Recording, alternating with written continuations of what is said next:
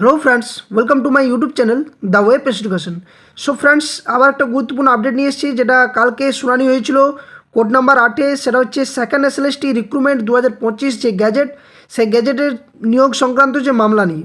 তো 14/7/2025 কালকে code number 8-এ বিচারপতি সৌমেন সেন এবং বিচারপতি স্মিতা দে দাসের ডিভিশন বেঞ্চে এই মামলার শুনানি হয়।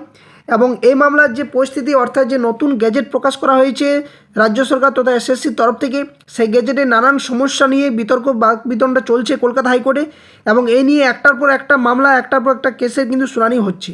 তো গতকাল 14/7/2025 এখানে কিন্তু যে পর্ষদের অর্থাৎ এসএসসির তরফ থেকে যিনি আইনজীবী ছিলেন বা অ্যাডভোকেট জেনারেল যিনি ছিলেন রাজ্যের তরফ থেকে, বা পিটিশনারদের তরফ থেকে যিনি আইনজীবী ছিলেন, ওনারা কী বক্তব্য পেশ করলেন, আর্গুমেন্ট কী ঘটলো, 10 নম্বর যে টিচিং এক্সপিরিয়েন্সের জন্য পুরো গ্যাজেটে কী সমস্যা হতে পারে, নতুনদের জন্য কিন্তু নতুন করে আবার কোনো সমস্যা এই গ্যাজেটে রয়েছে কি রয়েছে না, আদৌ কি এই পরীক্ষা সঠিক সময়ে হবে কি হবে না, সেটা নিয়েও কিন্তু বিভিন্ন বাকবিতণ্ডা কলকাতা হাইকোর্টের মধ্যে চলছে।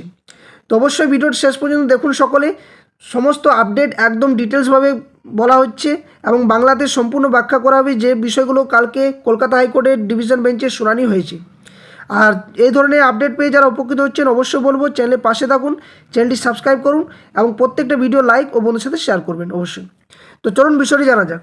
তো দেখুন, কালকে কোড নাম্বার 8-এ বিচারপতি সৌমেন সেন এবং বিচারপতি স্মিতা দে দাসের ডিভিশন বেঞ্চে কিন্তু যে নতুন গ্যাজেট অর্থাৎ সেকেন্ড এসএলএসটি যে রিক্রুটমেন্ট প্রসেস, সেই রিক্রুটমেন্ট প্রসেসে কিন্তু যে মূল বিষয়ের ভিত্তিতে কেস হচ্ছে সেটা হচ্ছে কি না, সেটা হচ্ছে বয়সের ছাড় একদিকে, দ্বিতীয় হচ্ছে 2016 যে রিক্রুটমেন্ট প্রসেস এসএসসি ছিল, সেই রিক্রুটমেন্ট প্রসেসের ভিত্তিতে করা হয়নি। সুপ্রিম কোর্টে যে সমস্ত দান মানে যে ইয়েগুলো দেওয়া হয়েছিল, আইন ইয়েগুলো দেওয়া হয়েছিল, সেগুলো কিন্তু সম্পূর্ণভাবে মানা হয়নি। এই বিভিন্ন বিষয়ে কিন্তু একটার পর একটা কিন্তু সওয়াল উঠতে থাকে এবং যার শুনানি দীর্ঘক্ষণ ধরে কিন্তু আর্গুমেন্টে চলে।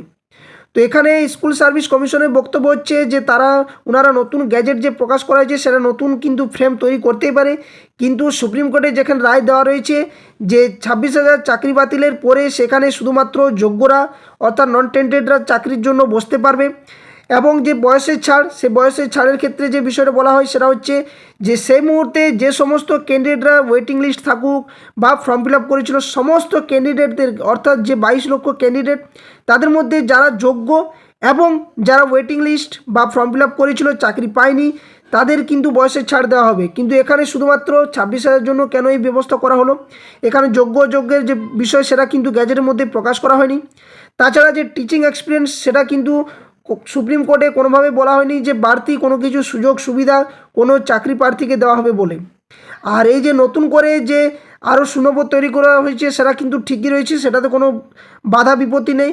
কিন্তু এই যে গ্যাজেটের মধ্যে বাকি যে বাধাগুলো, যেগুলো সুপ্রিম কোর্টের রায়ের ভিত্তিতে করা হয়নি রাজ্য সরকার তথা এসএসসির তরফ থেকে, যার ভিত্তিতে কিন্তু কলকাতা হাইকোর্টে এই কেস কালকে চলছিল এবং আবারও কিন্তু শুনানির দিন কিন্তু ঘোষণা করা হয়েছে। তো মামলাতে কী ঘটেছে পুরো বিষয়টা একবার জানার চেষ্টা করি। তো অবশ্যই আপনারা দেখতে পাচ্ছেন যে আমি ভিডিওর স্ক্রিনে যে বিষয়গুলো লিখে এনেছি, সেগুলো সমস্ত কিছু কিন্তু একদম কলকাতা হাইকোর্টে কালকে কী ঘটেছে সেই বিষয়ে আলোচনা করছি। তো কী বলা হচ্ছে না, স্কুল সার্ভিস কমিশন অর্থাৎ এসএসসির নতুন নিয়োগ প্রক্রিয়া বিজ্ঞপ্তি নিয়ে মামলার শুনানি সোমবার শেষ হলো কলকাতা হাইকোর্টের ডিভিশন বেঞ্চে। বিচারপতি সৌমেন সেন এবং বিচারপতি স্মিতা দাসের ডিভিশন বেঞ্চে রায় ঘোষণা স্থগিত রাখলো। সোমবার শুনানি পর্বে রাজ্যের হয়ে সওয়াল করেন অ্যাডভোকেট জেনারেল অর্থাৎ কিশোর দত্ত মহাশয় এবং এসএসসি কর্তৃপক্ষের হয়ে আইনজীবী কল্যাণ বন্দ্যোপাধ্যায়। অন্যদিকে বঞ্চিত চাকরি প্রার্থীদের আইনজীবী হিসেবে ছিলেন অরিন্দ মিত্র এবং বিকাশ রঞ্জন ভট্টাচার্য। তো কী বিষয় উঠে আসে না, অ্যাডভোকেট জেনারেলের যে বিষয়গুলো বলেন, তিনি কি বলেন না, শুনানি পর্বে অ্যাডভোকেট জেনারেল অর্থাৎ কিশোর দত্ত মহাশয় তিনি কি বলেন না, সুপ্রিম কোর্ট পুরনো নিয়োগ বাতিল করে নতুন নিয়োগ প্রক্রিয়া শুরু করতে বলেছে। ঠিক আছে, শীর্ষ আদালত কোথাও বলে দেয়নি 2016 সালের নিয়োগ প্রক্রিয়া নতুন করে করতে হবে। অর্থাৎ এখানে যে বিষয়টা আসে যে সুপ্রিম কোর্ট ঠিকই বলেছে যে নিয়োগ প্রক্রিয়া 2016 যে নিয়োগ প্রক্রিয়া সেটা করতে হবে, কিন্তু তার সাথে ফ্রেশদেরও কিন্তু মানে রিক্রুটমেন্ট করতে পারে, এটা কিন্তু সুপ্রিম কোর্টে বলা হয়নি এবং যার ভিত্তিতে রাজ্য সরকার তথা এসএসসি করতেই পারে। হাইকোর্ট এবং সুপ্রিম কোর্ট শুধু শূন্যপদ পূরণ করতে বলেছে এবং হাইকোর্ট ও সুপ্রিম কোর্ট কী বলেছে যে 26,000 যে শেষ মুহূর্তে যে 2016 যে রিক্রুটমেন্ট প্রসেসে বাদ গেছে সেখানে পূরণ, এবং সাথে সাথে সেটাতে গ্যাজেটে নতুন যুক্ত হয়েছে, সেটা হচ্ছে নতুনদের জন্য বা ফ্রেশারদের জন্য। সেই সঙ্গে ওনার দাবি যে সুপ্রিম কোর্টের নির্দেশ মেনে এসএসসি নতুন বিধি তৈরি করে নিয়োগ প্রক্রিয়া শুরু করেছে। যদি মামলাকারীদের মনে হয় সুপ্রিম কোর্টের নির্দেশ লঙ্ঘন করা হয়েছে, তারা সেখানে গিয়ে বলুন। অর্থাৎ অ্যাডভোকেট জেনারেল বলতে চাইছেন যে সমস্ত বিষয়ে যাতে সুপ্রিম কোর্টে যায়। অর্থাৎ এখানেও কিন্তু একটা বিষয় ফাঁসার কিন্তু সম্পূর্ণ বা গেজেট বাতিল হওয়ার একটা পুরোপুরি চান্স রয়েছে, যেহেতু এখানে 10 নম্বর যে টিচিং এক্সপিরিয়েন্স সেখানে কিন্তু কোনোভাবে উল্লেখ নেই। কেউ কিন্তু কোনো গ্যাজেট দেখাতে পারবে না যে কারা টিচিং এক্সপিরিয়েন্স নাম্বার পাবে। কোনো গ্যাজেটে কোথাও উল্লেখ নেই যে টেন্টেড নন টেন্টেডদের আলাদা করে যে ব্যাপারটা, যে পরীক্ষা বসার জন্য যে টেন্টেডরা বসতে পারবে, নন টেন্টেড বসতে পারবে, এইভাবে যে বিষয়টা সেটা কিন্তু বলা হয়নি। যদি ভুল থাকে শীর্ষ আদালত তা বলে দেবে। ইতিমধ্যে এসএসসির বিরুদ্ধে আদালত অবমাননার মামলা দায়ের হয়েছে শীর্ষ আদালতে।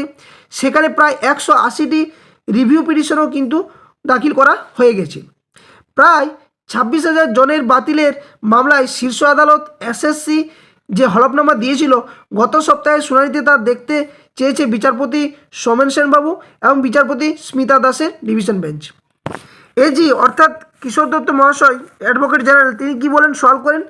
তিনি সওয়াল করতে গিয়ে বলেছেন যে চাকরিতে অভিজ্ঞতাকে প্রাধান্য দেওয়া হয়, ঠিক আছে, এক্ষেত্রেও শিক্ষকতার অভিজ্ঞতাকে গুরুত্ব দেওয়া হয়েছে। কোনো নিয়োগ প্রক্রিয়ায় প্রার্থীদের যোগ্যতা মান কী হবে নিয়োগকারী নির্ধারণ করে। অর্থাৎ এখানে এসএসসিকে প্রাধান্য দিয়ে তিনি বিষয়টি তুলে ধরেছেন। এসএসসি সিদ্ধান্ত নিতে পারে কোন কোন যোগ্যতা থাকা প্রার্থীদের আবেদন গ্রহণ করা হবে। যোগ্যতা মান নিয়ে রায়ে সুপ্রিম কোর্ট কোনো নির্দেশ কিন্তু দেয়নি। অর্থাৎ সুপ্রিম কোর্ট এখানে কিন্তু গ্যাজেটে বা যে তিনি রায় দিয়েছিলেন যে সুপ্রিম কোর্ট, সেখানে কিন্তু কোনোভাবে বলেনি যে যোগ্যতা মান নিয়ে। এসএসসি নিজের ক্ষমতা বলে প্রার্থীদের যোগ্যতা মান নির্ধারণ করেছে। অর্থাৎ এখানেও কিন্তু একটা মনে হচ্ছে কিছু না কিছু একটা ভুল হতে চলেছে রাজ্য সরকার তথা এসএসসির তরফ থেকে। এখানে অ্যাডভোকেট জেনারেল এজি তিনি সওয়াল করেও আরও বলেন যে 2016 সালের নিয়োগ বিধির পরে 2019 সালের যে নিয়োগ বিধি তৈরি করা হয়েছিল, এখন 2025 সালের নিয়োগ বিধি, কেউ এসএসসি নিয়োগ বিধিকে চ্যালেঞ্জ করতে পারে না। 26,000 চাকরি বাতিল 2019 সালের নিয়োগ বিধির পরে এসেছিল, কিন্তু সেই বিধিকে কেউ চ্যালেঞ্জ করেনি। সেই সঙ্গে তার দাবি বা ওনার দাবি রয়েছে কি না, প্রতিটি নিয়োগ প্রক্রিয়াতে সম্ভাব্য শূন্যবোধের কিন্তু পার্থক্য থাকে। অর্থাৎ এখানে প্রধানত যে বিষয়গুলো তিনি বলেছেন সেটা হচ্ছে এসএসসি যে রুলস সেই রুলস ঠিক রেখেছে, গ্যাজেটের যে রুলস সেটা ঠিক রেখেছে, বা সুপ্রিম কোর্ট যে রায় দিয়েছে সেই রায়ের ভিত্তিতে ঠিক রেখেছে, এবং তিনি 2019 সালের বিষয়টা তুলে এনে ধরেছেন এখানে। তো এখানে এসএসসির আইনজীবী কল্যাণ বন্দ্যোপাধ্যায় কী বলেছেন সেটা একটু দেখা যাক। তো কল্যাণবাবু কী যুক্তি দিয়েছেন না, এসএসসির হয়ে সওয়াল করতে গিয়ে আইনজীবী কল্যাণবাবু বলেন কিভাবে কমিশনের আইনকে চ্যালেঞ্জ করা যায়। হাইকোর্টের ডিভিশন নতুন নিয়োগ প্রক্রিয়া শুরু করতে বলেছে, কিন্তু কোনো বিধি মেনে হবে বা কোন বিধি মেনে হবে না সেটা কিন্তু উল্লেখ করা হয়নি। অর্থাৎ তিনি হাইকোর্টকে এখানে দোষারোপ করতে চেয়েছেন বা ডিভিশন বেঞ্চকে শুধু বলেছে যে ঘোষিত শূন্যপদ নিয়োগ করতে হবে। এটা 2019 সালের নিয়োগ প্রক্রিয়াও হতে পারে, আবার নতুন নিয়োগ প্রক্রিয়াও হতে পারে। অর্থাৎ 2019-এর রুলসও ফলো করতে পারে, বা নতুন যে 2025-এর রুলস ফলো করে গ্যাজেট প্রকাশ করেছে সেটা হতে পারে। ফলে কোথাও বলে দেওয়া নেই যে 2016 সালের বিধি মেনেই নিয়োগ করতে হবে। কিন্তু এখানেও একটা ভুল হয়ে দাঁড়িয়েছে, সেটা হচ্ছে সুপ্রিম কোর্টের রায়টা কেউ কিন্তু আর দেখতে যাচ্ছে না বা পড়ছে না। জানি না এই বিষয়ে কী হতে চলেছে, কিন্তু সুপ্রিম কোর্টে সরাসরি বলা রয়েছে যে 2016 যে নিয়ম রুলস ছিল সেই মোতাবেক কিন্তু ফলো করে কাজ করতে হবে। সেই সঙ্গে ওনার যুক্তি যে গত 9 বছর ধরে নতুনেরা সুযোগ পাননি, আপনার যদি যোগ্যতা থাকে কেন মামলা করছেন, নিয়োগ প্রক্রিয়ায় অংশ নিন, উত্তীর্ণ হয়ে চাকরি করুন। আসল সমস্যায় 15 বছর ধরে ময়দানে বসে ছিলেন, এখন এটা চাই ওটা চাই বলছেন। এই নিয়ে তিনি কিন্তু বিশাল একটা হাস্যকর মন্তব্য করে ফেলেন কলকাতা হাইকোর্টের ডিভিশন বেঞ্চে। কল্যাণবাবু তিনি আরও দাবি কী করেন না, 2016 সালের যে বিধি মেনে বয়সে যে ছাড় দেওয়া সম্ভব ছিল না, সেটা কিন্তু সুপ্রিম কোর্টের নির্দেশ মান্যতা দিয়ে ওই বিধি সংশোধন করতে হতো। বয়সের ছাড় দিয়ে হলে 2016 সালের বিধি সংশোধন অথবা নতুন বিধি তৈরির প্রয়োজনীয়তা ছিল। তিনি আবারও বলেন যে আদালত যদি নতুন বিধি খারিজ করে দেয় তবে 2016 সালের বিধিতে আদালত হস্তক্ষেপ করতে পারে না। অর্থাৎ 2016 সালে যে রুলস সেটা কিন্তু তখন ফলো করতে হবে। তিনি বলেন একটি নিয়োগ প্রক্রিয়ায় সবচেয়ে ভালো পরীক্ষার্থীকেই বাছাই করার লক্ষ্যই হয়ে থাকে। ভালো প্রার্থী কারা বাছাই করার অধিকার সেটা আমার রয়েছে। কেউ 40% আবার কেউ 70% নম্বর পেয়েছেন। 70% যিনি পেয়েছেন সে প্রার্থীকেই কিন্তু সুযোগ দেওয়া উচিত। এখানে তিনি বক্তব্যটা ঠিক বলেছেন, কিন্তু আদৌ সেই সমস্ত বিষয়গুলো উঠে আসছে কিনা সেটা নিয়ে চাকরি প্রার্থীদের, বঞ্চিত চাকরি প্রার্থীদের হয়ে অরিন্দ এবং বিকাশবাবু মহাশয় যে বক্তব্য প্রকাশ করেছেন সেটাও একটু জানা যাক। তো পিটিশনারদের তরফ থেকে বা বঞ্চিত চাকরি প্রার্থীদের তরফ থেকে ডিভিশন বেঞ্চে সওয়াল করতে গিয়ে অরিন্দবাবু বলেন যে বিধি সংশোধন করবে কি না সেটা এসএসসির বিষয়। তাদের ভুলে এমন পরিস্থিতি হয়েছে যে এখন ইচ্ছাকৃতভাবে সুপ্রিম কোর্টের নির্দেশ লঙ্ঘন করেছে এসএসসি। সুপ্রিম কোর্ট নিয়োগ বাতিল করেছে, কোনো প্যানেল বাতিল করেনি। সুপ্রিম কোর্ট কোথাও বলে দেয়নি যে নতুন নিয়োগ শুরু হলে যোগ্যতা মান বদল করতে পারবে এসএসসি। অন্যদিকে আইনজীবী বিকাশবাবু বলেন দুর্নীতির কারণে আগের নিয়োগ বাতিল হয়েছে, সেখানে ঘোষিত শূন্যপদের নতুন করে নিয়োগ করতে হবে বলে রায় দিয়েছে শীর্ষ আদালত, কিন্তু 2019 সালের বিধি মেনে নিয়োগ হয়নি। এটাও কিন্তু তিনি প্রশ্ন তুলেছেন। অর্থাৎ একদিকে যেমন এই যে কিশোর দত্ত বলছেন যে 2019 সালের ফলো করতে তাহলে হবে, কিন্তু এদিকে বিকাশবাবু কি বলছেন যে 2019 সালের যে বিধি সেটা মেনে কিন্তু এই গ্যাজেট প্রকাশ করা হয়নি।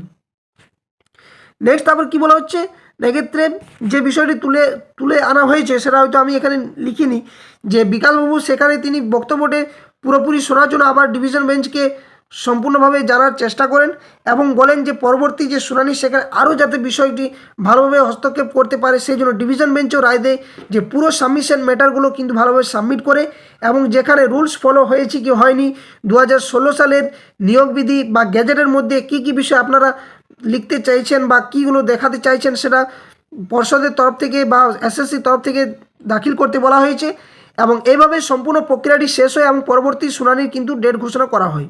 তো পরবর্তী ডেট কবে ঘোষণা করেছে তার ডিটেলস আপডেট পরবর্তী একটা কোনো ভিডিওতে নিয়ে আসবো।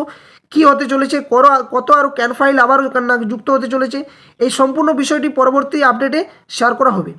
তো যে বিষয়গুলো আপনাদের সামনে তুলে ধরলাম আশা করছি আপনারা সম্পূর্ণ বিষয়টা বুঝতে পেরেছেন এবং আশা করছি যে এসএসসির যে আপডেট বা কেস আপডেট চলছে তাতে কিন্তু যে পরিস্থিতি সেটা কিন্তু খুব একটা গম্ভীর পরিস্থিতির মধ্য দিয়ে যাচ্ছে এই নতুন গ্যাজেটের বাতিলের পথেও।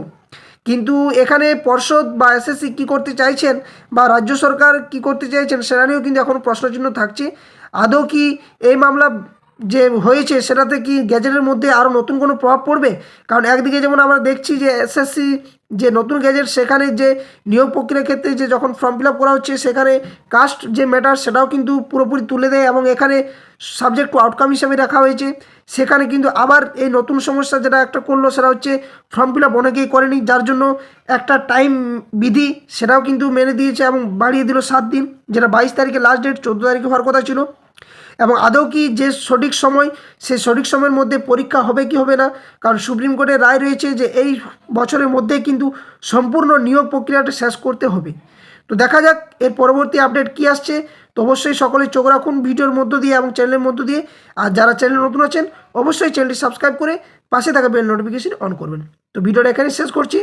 ধন্যবাদ, জয় হিন্দ, সকলে সুস্থ থাকুন, ভালো থাকুন।